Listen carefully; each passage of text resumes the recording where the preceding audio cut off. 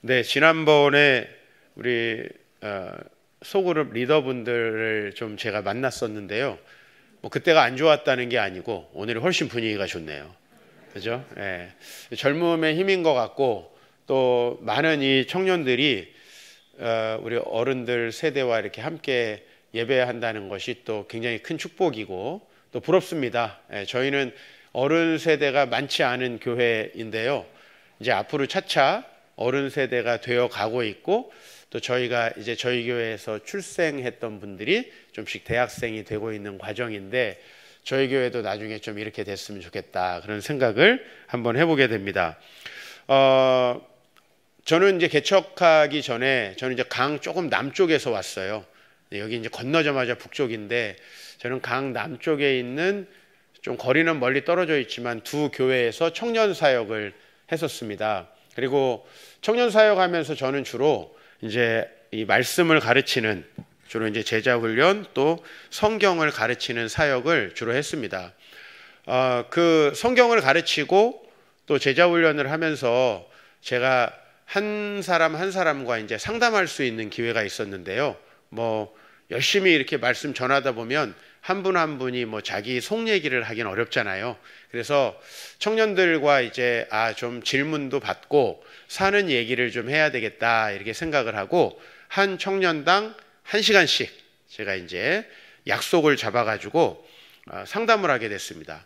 처음 제 마음은요, 뭐 이제 20살, 21살 된 청년들이었는데 무슨 삶에 고민이 있을까?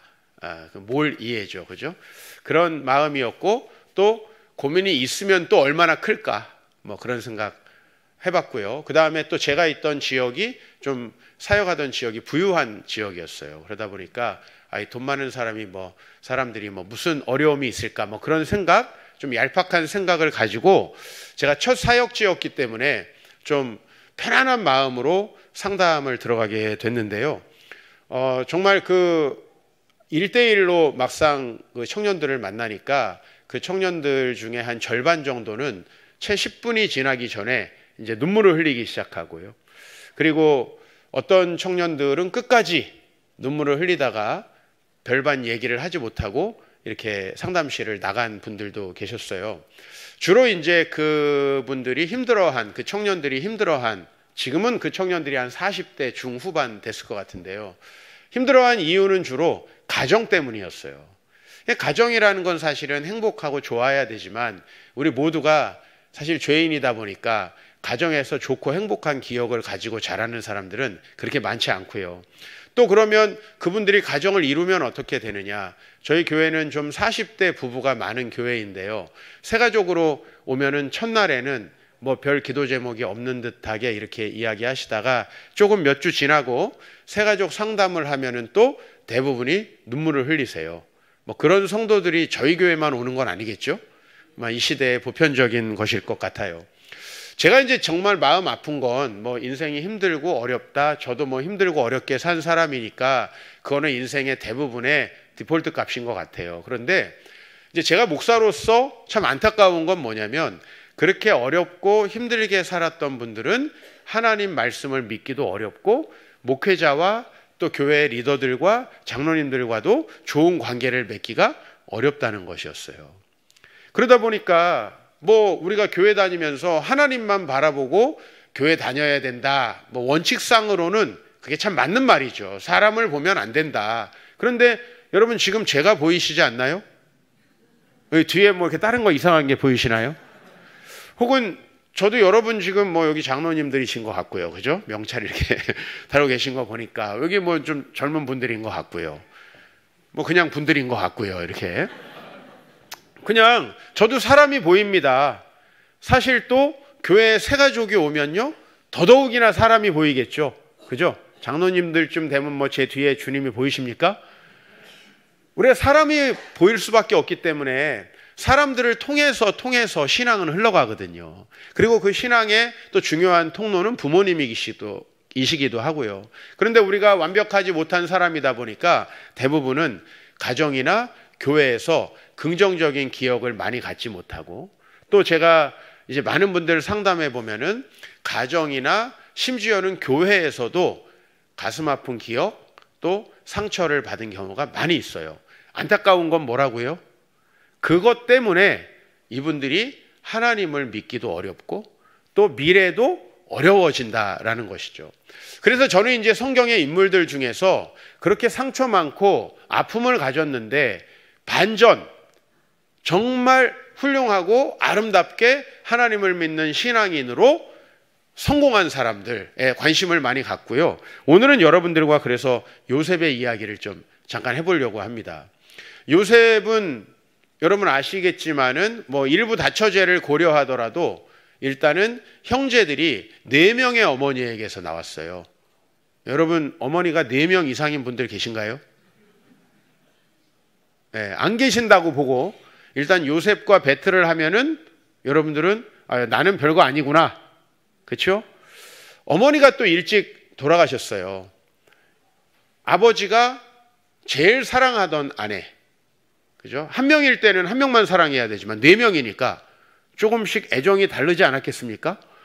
그 중에 제일 사랑하는 아내가 죽었고 그러다 보니까 그 아들을 특별히 사랑하게 됐는데 특별히 좀 애착을 갖다 보니까 뭐 심부름도 잘 안 시키고 그죠? 여러분 그렇잖아요. 집안일도 잘 안 시키고 이렇게 오냐오냐 키우다 보니 그 아들이 형제들의 미움을 받게 됐습니다. 아버지의 뭐 잘못인가요? 그죠? 그러면 어떤 분들은 아버지가 이미 외모를 보고 라헬을 좋아한 게 잘못이다. 이렇게 이제 파고 들어오시는 분들이 있을 것 같아요. 그럼 여기 형제분들 돌 던질 사람 있나요? 나는 아닙니다. 나는 우리 아내를 얼굴 전혀 보지 않고 결혼했습니다. 그러면 집에 가서 돌을 맞게 돼 있습니다. 이래나 저래나 굉장히 우리 삶은 힘들어요. 라헬을 좋아했고 그 라헬이 하필 일찍 죽었고 그 라헬을 닮은 그 느지막하게 낳은 아들이 얼마나 이쁘겠어요. 저도 자녀가 4명인데 막내에 대해서는 너무너무 관대하다라는 걸 우리 성도들에게 지적을 받습니다. 옛날에 위에 애들한테는 안 그랬잖아요. 얘기하고 우리 이제 위에 애들은 고등학생, 대학생인데요. 막내는 초등학생이에요. 저한테 요새 가끔 아빠 이런 식으로 키우면 안 되잖아요. 그렇게 얘기를 해요. 네. 이러면 버릇 나빠집니다, 아빠. 내가 볼 땐 20대나 10대나 뭐 다 버릇없는 건 다 비슷해 보이는데 걔들은 좀 더 서로 다르게 느끼나 봐요. 그러니까 요셉이 미움을 엄청 많이 쌓아놓고 있었는데 마침 멀리 양을 치러 간 형들을 만나러 갔다가 노예로 팔려가게 되죠. 그죠? 예. 뭐 이제부터는 아마 여러분들이 상상할 수 없는 이야기가 펼쳐지는 거고요. 그래서 그곳에 가가지고 나름 자기가 잘 적응하고 열심히 했는데 저는 잘생긴 게 그렇게 좋은 건 아니구나 이런 생각을 하는 게 요셉이 엄마를 닮았잖아요. 그 엄마의 외모 때문에 아빠가 몇 년을 무료로 봉사했죠?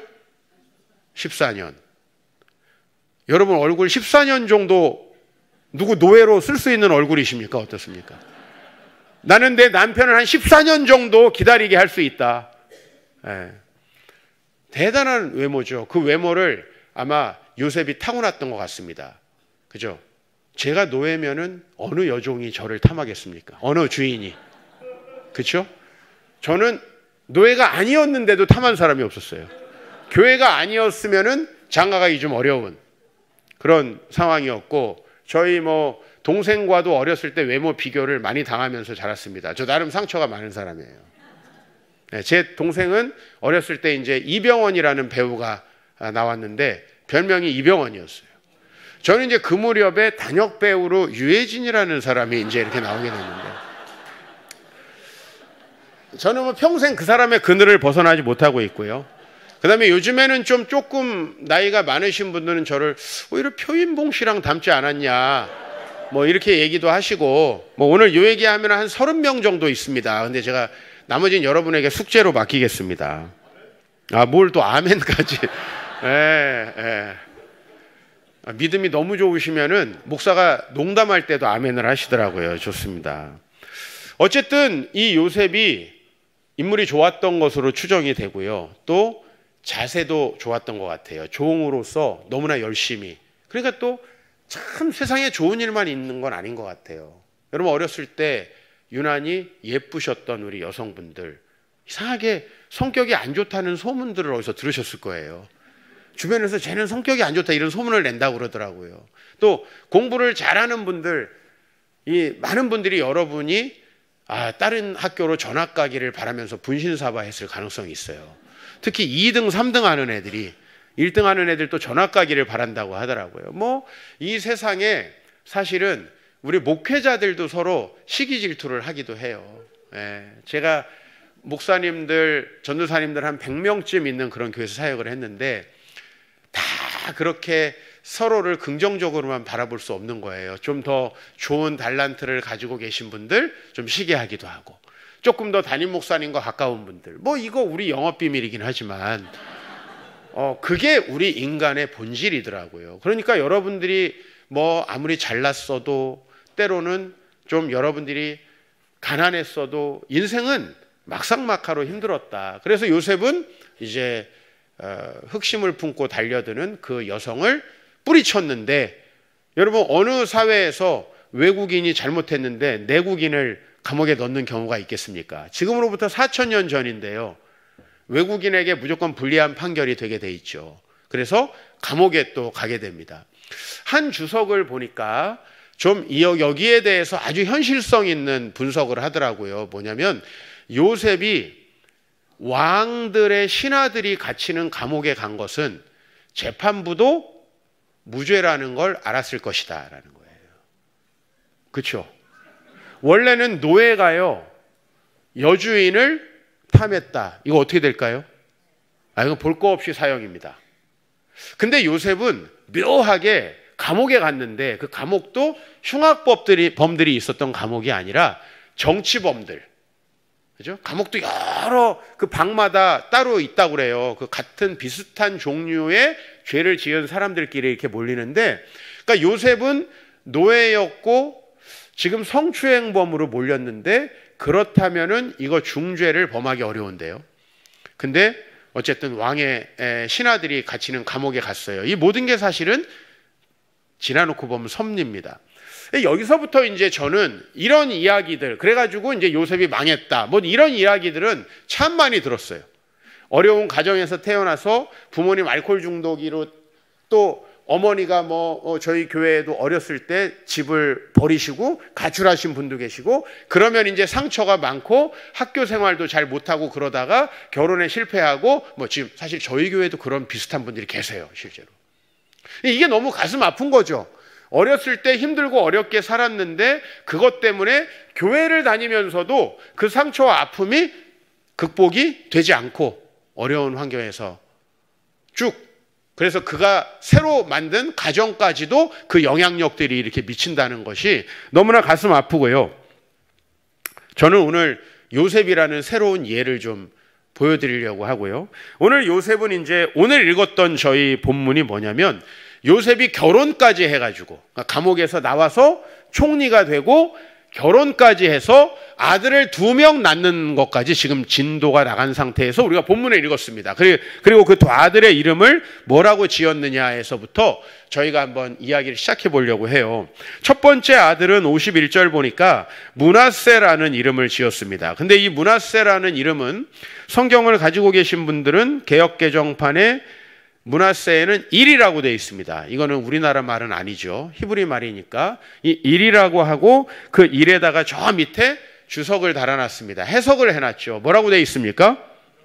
잊어버림이라고 되어 있습니다. 물건을 잃어버린 게 아니고요, 기억을 잊어버린다라는 말입니다. 그러니까 제가 아들을 낳은 다음에 이망각이라고 지었다, 이렇게 보시면 됩니다. 그러면 이게 흔히 지을 수 있는 이름은 아닙니다. 우리에게는 이게 지파 이름으로서 익숙하지만은요, 누가 아들에게 망각이라는 이름을 짓겠어요? 저는 첫 번째 딸내미인데 딸 이름을 시은이라고 지었습니다. 은혜를 나눈다는 뜻입니다. 은혜를 베푼다. 제가 딸을 낳고 이 딸이 어떻게 하면은 참 행복하고 은혜롭게 또 많은 이들의 존경과 사랑을 받으면서 어른이 될까 생각해 보니까, 제가 그동안에 정말 존경하고 사랑하는 여성들은 다 잘 베푸는 여성들이에요. 제일 싫어하는 여성들은 따지는 여성들이에요. 요즘에 너무 많은 사람들이 따지는 걸 잘한대요.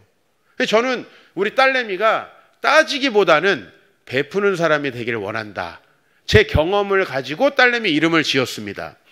요셉은 그러면은 왜 이 이름을 지었느냐? 그 밑에 말씀을 읽어보니까 하나님이 내게 내 모든 고난과 내 아버지의 온 집 일을 잊어버리게 하셨다. 그래서 므낫세라고 지었다는 거죠.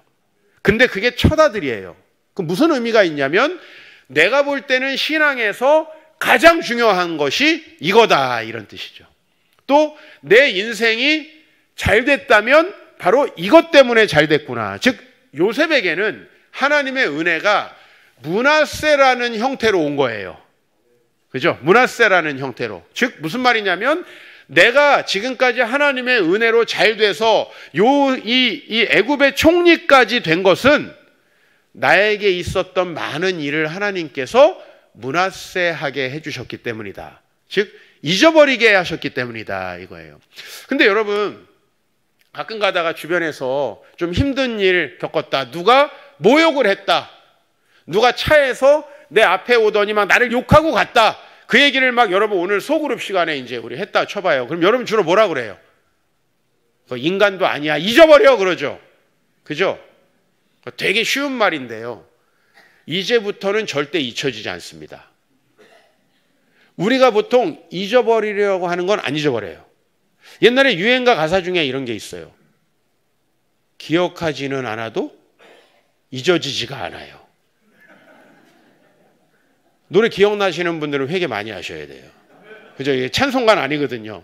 근데 이게 무슨 말이냐면 상처 준 그 남자, 날 떠난 그 남자 잊으려고 하는데 잊혀져요, 안 잊혀져요? 안 잊혀져요. 근데 나에게 뭐 잘해주고 맨날 선물 줬던 그 호구 같은 남자, 나중에 이름이 잘 기억이 안 난대요. 그래서 많은 여성분들하고 제가 상담을 해봤어요. 그 다음에 이제 이 부부싸움 시츄에이션입니다. 이제 결혼했다고 치세요. 부모님 상상하면 되겠다. 부모님 상상하시고.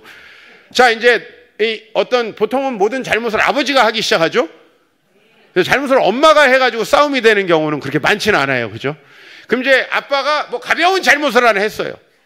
그러면 이제 그 엄마가 혹은 아내가 어떡합니까? 처음 소개받았던 날부터 남편이 잘못했던 모든 내용을 엮어서 사형을 구형한다, 이런 얘기예요. 전 법원 옆에서 이렇게 개척을 해가지고 그런지 몰라도 저희 아내부터 시작해서 검사가 딱 맞을 것 같아요, 직업으로. 근데 모든 기소의 사실을 엮어가지고 형량을 엄청 크게 구형하잖아요. 구형. 물론 이제 나중에 교회 오면 그래도 그 정도 잘못은 아닙니다 하고 이제 목사가 판결을 내리죠. 근데 구형 자체는 거의 사형인 경우가 많아요. 그죠? 이혼 사유다. 저희 와이프가 자주 하는 얘기는 그거예요. 목사님 같이 지금 말하면 딴 집에서는 이혼이야. 근데 나니까 살아주는 거야.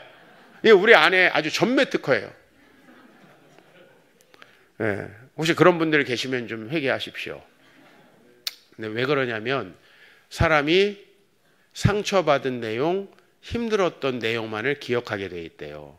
어느 날 제가 이제 뇌과학 책을 이렇게 보다가 사람의 기억 메커니즘을 설명을 하는데 사람의 이 전두엽에는 해마라는 게 있대요. 저는 참고로 문학 전공한 사람이라 이거 전혀 모릅니다. 책에 그렇게 나와요. 근데 여기 해마라는 부분에서 내가 깨어 있는 동안 있었던 일들을 잘 때 이제 기억을 없애든지 장기 기억으로 넘기든지 한다는 거예요. 그럼 이때 여러분이 공부했던 것만 싹 넘기고 여러분이 상처받았고 막 이런 거 싹 잊어버리면 완벽한 사람이 되죠. 그래서 전부 다 우리나라에선 하버드, 미국에서는 하버드, 예일, 우리나라는 서울대, 그죠? 이게 따놓은 거죠. 그 다음에 마음은요. 남들이 상처 줬던 거 전혀 기억 못해. 완벽한 거 아닙니까? 그죠? 근데 실상은 정반대라는 거예요. 정반대. 내가 그렇게 기억하려고 했던 영어 단어 이런 거 절대 기억 안 납니다. 그리고 받았던 상처는 어떻게 이렇게 기억이 돼요? 목사님이 설교를 1년에 한 300번쯤 한다고 치면은 꼭 나에게 가장 상처됐던 상처만, 이 내용만 기억하시는 성도님들이 생각보다 많아요. 이게 왜 그러냐면요, 여러분 잘못이 아니에요. 우리 해마가 기억하는 메커니즘이 그렇대요. 뭐냐면 감정이 가장 깊이 개입된 일들을 중요한 일이라고 여긴대요. 그래서 여러분 이렇게 머리를 가리켜 보세요. 돌머리다 이거예요. 왜냐하면 기억할 거는 기억 안 하고 상처되고 힘든 일들만 기억하는 거예요. 저는 한 달에 한 번씩 이 독거노인 할머니들에게 설교를 하러 가요. 매주 둘째 주 토요일 아침에. 근데 이분들은요, 저를 만나면 매번 하는 얘기가 비슷해요. 특히 한 7, 80 넘은 분들은 똑같은 얘기를 매번 하세요. 근데 일제 때 이야기나 6.25 때 이야기나 본인이 옛날에 남편 때문에 고생했던 이야기를 계속 무한 재생 반복하세요. 왜 그러냐면요, 이제 이렇게 가슴 아픈 기억만 남고 나이가 들다 보니까 나머지 기억들이 사라지는 거예요. 내 인생을 돌아볼 때 얘기할 수 있는 건 이 상처밖에 없죠. 그렇다면 늘 이제 교회에 와서도 그 상처를 누가 위로해 줄 사람만 찾는 거예요. 하나님의 말씀으로 그 상처를 잊고 딛고 넘어가는 게 아니라 계속 그 상처만이 마음에 남아요. 저는 한번 우리 교회에서 어떤 자매님이 목사님 보면 제가 마음에 상처가 된다는 거예요. 왜냐 하니까 예전에 남자친구 그 나쁜 놈이 있었대요. 근데 저랑 닮았대요. 제가 무슨 죄입니까? 아니, 비슷하게 생긴 놈들은 있겠죠. 유해진을 사귀었나? 뭐 하여튼. 근데 저는 저를 보면 그게 연상이 되는 것까지도 어쩔 수 없잖아요. 어떡하죠? 뭐 얼굴 어떻게 페이스 오프를 해야 되나? 뭐 어떻게 해야 되나? 방법이 없다는 거예요. 예. 우리가 그 상처와 아픔을 잊지 못하면, 그래서 요셉이 형들에게 팔려간 거를 생각하고 있었다면 복수심으로 절대로 애굽에서 잘 되지 못했을 것입니다. 내가 무고하게 감옥에 갔다라는 사실을 보면 내가 나가면 그 인간 찢어 죽인다. 그죠? 내가 무고하게 감옥 갔잖아요. 이런 복수심에 살면 절대 잘 될 수가 없어요. 복수심과 상처를 가지고 설교를 들으면 설교도 상처가 돼요. 어떻게 해야 되겠습니까? 이제 요셉의 예를 좀 봐야 될 것 같습니다. 45장 5절에 가니까 요셉이 형들을 만나는 장면이 있습니다. 이 므낫세라는 건 도대체 무엇이었는가? 45장 5절 말씀 같이 봉독하겠습니다. 당신들이 나를 이곳에 팔았다고 해서 근심하지 마소서, 한탄하지 마소서. 생명을 구원하시려고 나를 당신들보다 먼저 보내셨나이다. 자, 요셉이 진짜 잊어버리고 있나요? 아니죠. 형들을 봤을 때 정확히 기억하고 있습니다. 형들이 지금 심장 떨리는 순간이죠. 여기서 앞에서 왕의 버금가는 도포자락을 입고 있는데 하필 그 사람이 우리가 팔아버렸던 형제입니다. 이건 지금 정말 두려운 상황이죠. 근데 이 형들에게 뭐라 그러냐면, 형들이 나를 팔았다고 해서 근심하지 마소서, 한탄하지 마소서. 근심 되겠어요? 안 되겠어요? 옛날에 내 돈 떼어먹었다고 너무 쫄지 마. 정확히 기억하고 있는 거예요. 목사님 까먹었나 했는데, 옛날에 너 댓글로 다 욕한 거 기억하고 있지만 너무 신경 쓰진 말아라. 이거 쉽지 않죠. 요셉이 잊어버렸다는 거는요, 우리 물리적으로 요셉도 해마가 있는 인간이에요. 상처가 되는 그 충격적인 사건 어떻게 잊겠어요? 자기를 구덩이에 빠뜨리고 형들이 했던 말들을 어떻게 잊겠어요? 어떤 형들이 자기를 팔자고 강하게 주장했는지도 다 알고 있죠. 적어도 그런 형들이라도 뽑아가지고 정말 투옥하고 죽도록 패야 되는 거 아니에요? 근데 요셉은 전혀 그렇게 생각하지 않아요. 그리고 두 번째 문장이 우리에게 해법을 줍니다. 하나님이 생명을 구원하시려고 나를 당신들보다 먼저 보내셨나이다. 45장 5절 말씀 없이 준비되어 있다면 띄워주시면 좋겠어요. 그리고 우리가 첫 번째 문장과 두 번째 문장을 한번 비교해 볼게요. 우리 젊은 분들이 요새 좋아하는 그 팩트 있잖아요. 팩트. 뭐죠? 당신들이 나를 팔았다는 겁니다. 다시 주어 뭡니까? 당신들. 목적어 뭡니까? 나를. 동사 팔았다. 삼형식 문장이죠. SOV. 삼형식 문장. 여기 생명을 그 다음 문장은 뭡니까? 하나님이 나를 보냈다 이거거든요. 그죠? 하나님이 주어가 되니까 나를 보낸 거예요. 기독교인의 특징은 뭐냐면 이 세상도 하나님이 창조하셨고, 뭐 교회에서 여러분 주일학교 다닐 때 선생님들의 질문에 거반 대충 하나님이라고 하면 다 맞잖아요. 좀 아닌 것 같으면 예수님으로 바꾸면 거의 정답이에요. 우리 그렇게 고백을 하지만 내 삶에 일어났던 일들을 하나님이 섭리하고 계신다는 거 잘 믿지 못합니다. 그래서 이게 해결이 안 되는 거예요.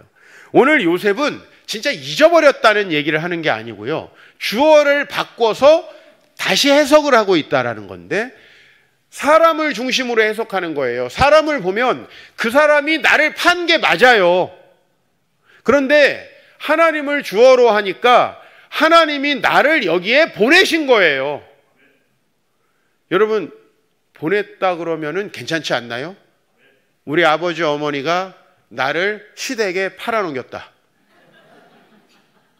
부잣집에 팔아넘겼다, 그죠? 이거 얼마나 힘들어요. 그런데 하나님께서 나를 이 집에 보내셨다. 그러면 보냄에는 항상 뭐가 있죠? 이유가 있죠. 이유가 나와 있죠. 뭐죠? 5절에 생명을 구원하시려고. 그죠? 이거 투부정사 구입니다. 목적절이에요. 예. 많이 잊어버렸어요? 예. To save. 예? 뭐뭐 하기 위하여로 해석되는 투부정사 구입니다. 그러니까 목적을 가지고 보낸 거예요. 상처는요, 목적이 없어요. 난 왜 이런 일을 당했나? 거기에 매몰되게 돼 있어요. 그러나 하나님이 보내셨다면 거기에 목적이 있고, 사실 요셉은 그 목적이 무엇인지를 알고 싶은 마음으로 산 거예요. 그리고 이제는 알게 된 거예요. 7절 말씀 한번 같이 읽어봅니다. 그 문장을 이제 확대하고 있거든요. 시작. 하나님이 큰 구원으로 당신들의 생명을 보존하고 당신들의 후손을 세상에 두시려고 나를 당신들보다 먼저 보내셨나니, 하나님이 나를 보내셨나니 사이에 굉장히 긴 목적절이 들어있어요. 그게 뭐냐면 하나님께서 형님들의 생명을 보존하고 형님들의 후손들까지도 이 땅에서 번성하게 하시려고 보낸 거예요. 자, 누가 생각나죠? 아브라함 할아버지가 생각나죠. 아브라함 할아버지가 무슨 얘기를 했습니까? 하나님께서 주신 약속, 이 가나안 땅을 우리 민족에게 준다. 그리고 나중에 아브라함의 후손으로서 하늘의 별과 같이 바다의 모래와 같이 많게 한다 그랬는데, 그 목적을 달성하기 위해서 하나님이 형들의 죄악된 마음을 사용하셔서 보낸 거죠. 물론 그 죄악된 마음에는 요셉의 이 떠벌이 같은 주둥이도 한몫했어요. 그 꿈 얘기를 왜 하냐고. 그죠? 왜 지 잘난 척을 하냐고. 이건 되게 필연적인 거예요. 아빠가 예쁜 분을 좋아한 것도 필연적이고, 그 다음에 이 형들이 그래서 어머니들의 상처를 10명이 받아서 복수심이 생기는 것도 필연적이고, 요셉이 거기다가 기름을 끼얹은 것도 필연적이죠. 이건 다 필연적인 사건이에요. 그래서 우리 삶에 왜 나에게만 이런 일이 있냐? 여러분들이 상처받은 이야기 주변과 나눠보세요. 다 있어요. 거의 대부분의 사람들이 좀 수준만 다르지 동일한 상처들을 가지고 있어요. 우리 이제요, 하나님이 하신 목적, 그분이 나를 보내셨다라고 생각하니까 이제 팩트 자체가 바뀌어요. 여러분, 처음에는 팩트와 해석이 있었어요. 그죠? 팩트와 믿음의 해석. 근데 이 믿음의 해석이 강화되다 보니까 8절 보니까 팩트가 바뀌거든요. 그런즉 이리로 나를 보낸 사람은 당신들이 아니라 하나님이다라는 거죠. 그죠? 네. 하나님이 하신 거예요. 그러니까 요셉은 그걸 잊어버리려고 한 게 아니에요. 어떻게 꿈엔 일이 있겠어요. 그런데 하나님이 나에게 하신 일들을 보니까 괜찮은 거죠. 제가 사실은 교회를 저도 50년 넘게 다녔습니다. 세상에서 제일 큰 상처는 저도 다 교회에서 받았어요. 진짜예요. 네. 저는 제가 있었던 교회가 전부 다 보도 탐사 프로그램에 나왔습니다. 여러분 쉽지 않죠? 이제 우리 교회만 나오면 이제 우리 다 나오는 거예요. 저는 지금 3번째 교회인데 제 2번째 부교역자 할 때 교회는 다 TV에 나왔고요. 우리 교회가 아직 안 나왔어요. 우리 교회 성도님들이 이제 목사님도 나오면 저희는 교회 다닐 곳이 없습니다. 왜냐면 거기 3개를 똑같이 다 거친 애가 있어요. 트리플 크라운. 저도요, 이렇게 즐겁고 기쁘게 교회 생활만 한 거는 아닙니다. 굉장히 가난하게 살았기 때문에 이 세상이 가난하고 또 천한 사람들에게 그렇게 호의적이지 않다는 것도 잘 알고 있습니다. 그런데요, 그거를 가지고 마음에 회환을 안고 한을 품고 사는 사람들은 불신자예요. 교회 다니지만 불신자예요. 천국을 전혀 누릴 수가 없어요. 그러나 하나님을 주어로 모시니까 아예 뭐가 달라져요? 이제 팩트 자체가 달라져요. 제가 교회에서 받은 상처가 많이 있지만 가장 좀 억울하고 힘들었던 상처는 제가 교회를 개척하고 나서 얼마 안 있다 있었던 상처인데요.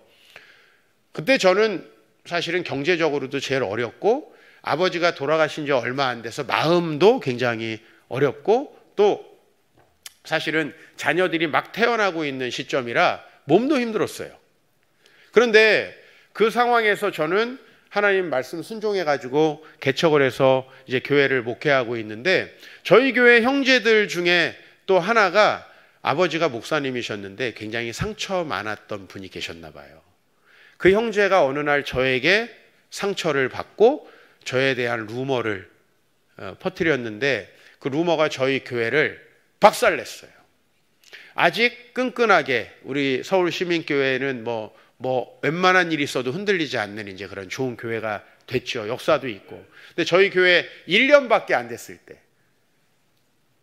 정말 그 공동체가 아직 되지 않은 그 연약한 교회에 그런 시련이 닥치니까 교회가 정말 박살나더라고요. 제 마음도 그랬습니다. 그런데 제가 처음에는 저를 이렇게 힘들게 한 그 형제에 대한 그 마음이 커서 참 목회하고 싶지 않은 생각이 들었어요. 그런데 시간이 하루 지나고 이틀 지나고 3일 지나고 하면서 저의 시선이 점점 그 형제에서 우리 교회를 떠난 분들에게 이렇게 가기 시작하는 거예요. 근데 특히 저희 교회 초창기에 가정이 깨져서 원래 다니던 교회를 다니기가 좀 힘든, 요새는 돌싱이라고 하더라고요. 그분들이 좀 저에게 오셨었어요. 근데 이분들이 상처를 받고 나가셨어요. 사실 가정에서도 상처가 크고 또 그러다 보니까 교회에서도 상처가 커서 우리 교회를 왔는데 우리 교회에서도 나간 거예요. 그래서 제가 그 형제를 원망하는 마음에서 하나님이 제 마음에 주신 생각은 내가 그분들에게 또 리더십이 부족하고 내가 경험이 부족하다 보니까 큰 잘못을 했다라는 생각을 하기 시작했어요. 그리고 나니까 그 형제가 점점 덜 미워지기 시작하는 거예요. 그리고 저는 신학대학원 다닐 때 목회학이라는 수업이 있거든요. 쉽게 말하면 목회에 대한 이제 공부를 하는 거예요. 근데 사실 목회학 때 교수님 생각은 나는데 교수님이 얘기하셨던 건 단 하나도 기억이 나지 않아요. 그 교수님이 섭섭해하지 않으셨으면 좋겠어요. 근데 제가 그 형제 때문에 우리 교회가 힘들어지고 나서 목회가 무엇이고 교회가 무엇이고 이게 얼마나 스피리추얼한 그 공동체인지를 제가 뼈저리게 알게 됐어요. 내가 기도하고 내가 정말 먼저 깨어있지 않으면 내가 더 경험을 쌓고 준비되지 않으면 우리 교회는 앞으로 더 힘든 문제들을 겪겠구나. 그때 대오각성하고 저는 정말 열심히 이제 성도님들에게 말씀을 가르치고 또 저희 교회의 비전과 성경을 연구하기 시작했어요. 그게 동기가 돼서 2008년 초부터 저희 교회가 이제 부흥을 하기 시작했는데요.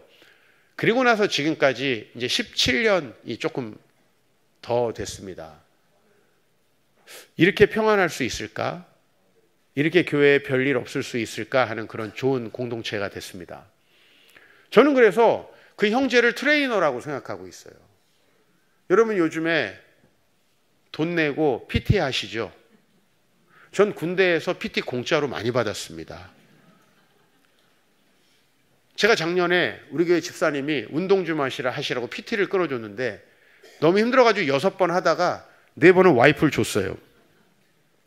그리고 PT 선생님은 저를 가혹하게 훈련 못 시키더라고요. 최고의 PT 선생님은 고참이에요. 군대 고참. 바로 푸시업 200개씩 가능합니다. 코어 근육이 엄청 강화됩니다. 여러분, 사실 그걸 힘들고 고통스러운 기억으로 갖기보다는 우리가 성장하고 인간에 대해서 더 넓게 이해할 수 있는 기회로 하나님 앞에 우리가 세워갈 수 있고요. 저는 사실 그 사건 때문에 좀 목회자로서 성숙할 수 있었습니다. 이건 솔직한 심정이고요. 저 성경 연구도 많이 했고 어렸을 때부터 목사 되려고 공부도 많이 했습니다. 그런데 그것보다도 그 하나의 사건이 저에게는 훨씬 더 이 담임 목회자가 되는데 중요한 사건이었음을 고백하지 않을 수 없습니다. 그래서 이제 나중에 아버지가 죽고요. 요셉이 형제들과 남았습니다. 그 형제들은 이제 아버지가 죽었으니까 우리에게 복수하지 않을까. 아직도 그 정도 생각을 하고 있었어요. 그런데 50장 20절 말씀을 보면 형제들에게 이렇게 얘기합니다. 요셉이. 당신들은 나를 해하려 하였으나 하나님은 그것을 선으로 바꾸사 오늘과 같이 많은 백성의 생명을 구원하게 하시려 하셨나니. 뭐가 문제냐는 거예요. 그러니까 우리 주변에서 우리에게 선하게 행동할 거를 기대하는데 우리가 사는 이 세상은 의인은 없나니 하나도 없는 그런 세상입니다. 옆집 남편 좋아 보이죠? 거기도 죄인이에요. 옆집 아내는 되게 좋아 보이죠? 그 사람도 죄인입니다. 세상에 의인은 없어요. 심지어는 교회 안에서도 아직 주님의 마음을 품지 못한 분들이 많이 계시잖아요. 어떻게 이 세상이 우리에게 호의적이기만 하겠습니까? 그러나 하나님의 놀라운 은혜는 뭐냐면 주님을 바라보는 사람에게는 모든 것이 합력하여 선을 이루게. 바로 오늘 이 말씀이죠. 악을 행했지만 하나님 선으로 바꿔주시는 거죠. 그 은혜가 여러분에게 있기를 축복합니다. 그것이 바로 므낫세의 은혜고요. 그리고 이제 둘째 아들의 이름 마지막으로 좀 보고 말씀 마치려고 합니다. 차남의 이름을 에브라임이라 하였으니 에브라임은 여러분 밑에 보면 창성함이라고 되어 있는데 우리식으로 말하면 하는 일마다 잘 되고 번성했다 이렇게 바꿀 수 있습니다. 왜 둘째 아들이 에브라임일까요? 그냥 첫째 아들부터 에브라임이면 얼마나 좋아요. 그거는 므낫세라는 과정을 거쳐서 사람은 에브라임으로 갈 수 있다라는 거죠. 요셉의 이 아들 2명의 이름이 사실은 복음 전체를 함축하고 있고 우리가 회개하면 하나님의 나라가 가까이 우리에게 온다라고 말씀했는데 하나님의 나라는 바로 그런 과정 통해서 오겠죠. 마지막으로 저희 막둥이 이야기 좀 하려고 합니다. 그 10살짜리 제가 관대하게 키운다는 녀석은 5살 때 저희 집에 입양된 아들입니다. 어렸을 때 자기가 어떤 처지에 있었는지 다 알고요. 보육원 생활을 다 기억하고 있습니다. 가끔은 다시 간다 그러기도 해요.